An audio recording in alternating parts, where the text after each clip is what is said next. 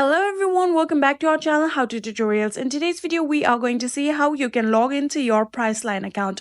Well, it is a very easy and simple process, so let's dive right into it. So the first thing that you have to do is open your Priceline app. After opening your Priceline app, what you're going to do is tap on the Me option that you can see right here. So after tapping on the option here, you can see there is the profile icon right here. Tap on it. So in here, simply tap on Sign In. After tapping on sign in, here you can see the option of email address and password. Simply just type down your email address and your password of your Priceline account.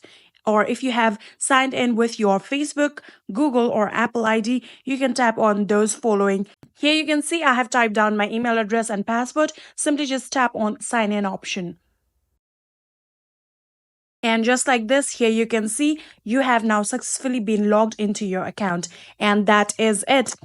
I hope this video was helpful to you guys. If it was, please do not forget to hit that subscribe button and like our video. Thank you so much for watching. See you in the next.